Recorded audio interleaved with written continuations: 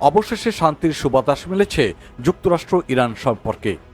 দীর্ঘ কয়েক মাস মধ্যপ্রাচ্যের টান টান উত্তেজনার পর যুক্তরাষ্ট্র ও ইরানের মধ্যে চলমান আলোচনা এখন এমন এক পর্যায়ে পৌঁছেছে যে দুপক্ষই নীতিগতভাবে একটি সম্ভাব্য চুক্তির বিষয়ে একমত হয়েছে।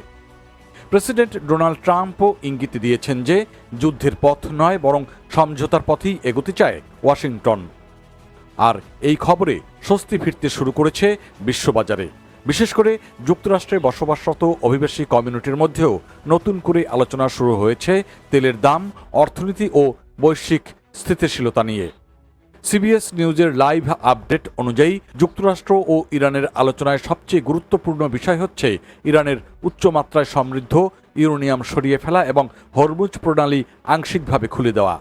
বিশ্বের প্রায় 20% জ্বালানি পরিবহন হয় গুরুত্বপূর্ণ ওই জলপথ দিয়ে। যুদ্ধ শুরুর পর ওই পথ কার্যত অচল হয়ে পড়ায় বিশ্বজুড়ে জ্বালানি সংকট ও মূল্যবৃদ্ধি দেখা দেয়। এখন যদি সমঝোতা বাস্তবায়ন হয় তাহলে তেলের বাজারে বড় ধরনের স্বস্তি ফিরতে পারে বলে ধারণা করছেন বিশ্লেষকরা। এদিকে প্রেসিডেন্ট ডোনাল্ড ট্রাম্প নিজের সামাজিক যোগাযোগ মাধ্যম ট্রুথ সোশ্যালেও লিখেছেন, আলোচনায় অগ্রগতি হচ্ছে, তবে তিনি আলোচকদের দ্রুত চুক্তি করতে চাপ দিচ্ছেন না। তার ভাষায় সময় এখনও যুক্তরাষ্ট্রের পক্ষেই রয়েছে। তিনি স্পষ্ট করে জানিয়েছেন, ইরানকে অবশ্যই পারমাণবিক অস্ত্র তৈরির পথ থেকে সরে আসতে হবে। একই সঙ্গে ট্রাম্প ইঙ্গিত দিয়েছেন যে ভবিষ্যতে ইরানকে আব্রাহাম অ্যাকর্ডসের মতো আঞ্চলিক কূটনৈতিক কাঠামোয় যুক্ত করার চেষ্টা চলতে পারে। অন্যদিকে ইসরায়েলের প্রধানমন্ত্রী বেনিয়ামিন নেতানিয়াহু জানিয়েছেন, ট্রাম্পের সঙ্গে তার বিস্তারিত আলোচনা হয়েছে। তিনি বলেছেন, ইরানের পারমাণবিক সক্ষমতা পুরোপুরি বন্ধ না হলে কোনো চুক্তিকেই নিরাপদ মনে করছে না তেল আবিব।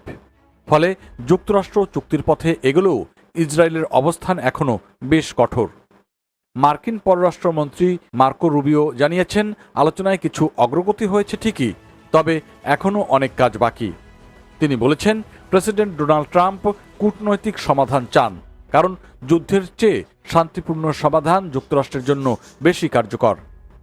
তবে প্রয়োজনে বিকল্প পরিকল্পনাও প্রস্তুত রয়েছে বলে সতর্ক করেন তিনি।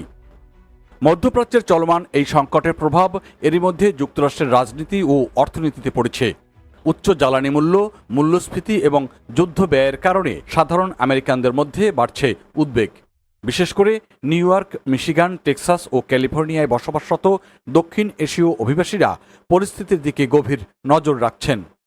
কারণ যুদ্ধ দীর্ঘ হলে বিমান ভাড়া, পণ্যের দাম এবং চাকরির বাজারেও এর প্রভাব পড়তে পারে।